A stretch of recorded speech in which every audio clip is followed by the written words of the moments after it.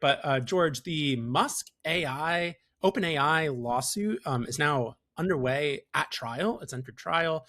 Elon Musk testified that OpenAI's leaders, quote, stole a charity by spinning up a for-profit arm that is now ballooned to an $800 billion valuation, while the original 501c3, which still, in theory, owns the for-profit, has become secondary. His suit seeks Alton's removal and a rollback of the for-profit structure.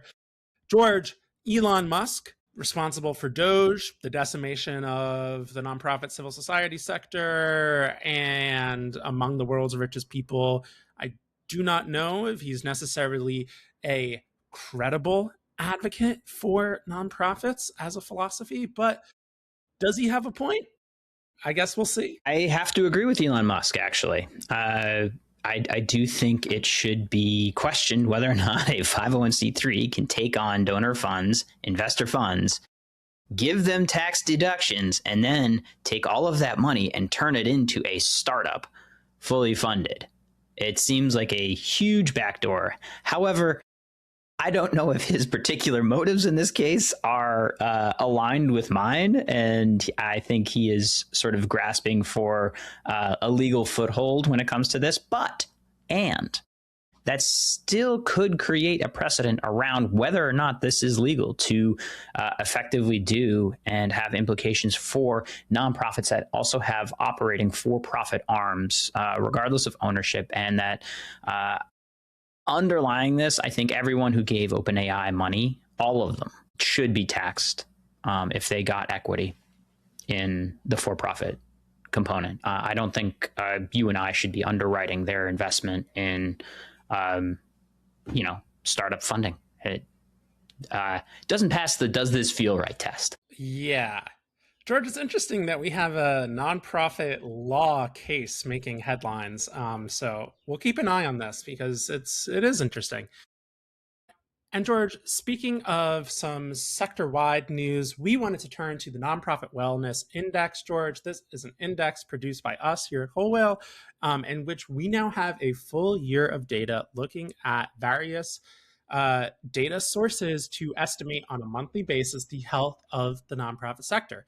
We look at things like job postings, advertising spending on fundraising, among some other proxy data sources. The idea here, George, that we are able to, faster than the government, provide kind of semi-real-time data on American nonprofits as a sector.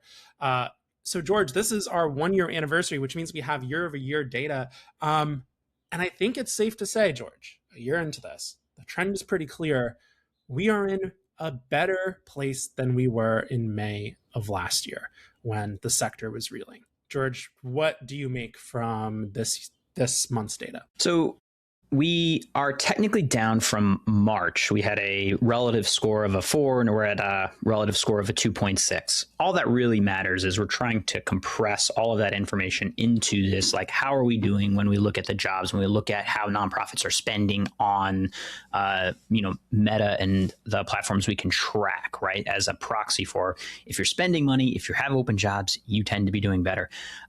Again, as you said, like, this has been on an onward trend and march up with some blips along the way, though, since we started this tracking last year in May. And so I think the overall narrative is this, like, as we just covered this, like, tough news about voting rights and, like, attack after attack.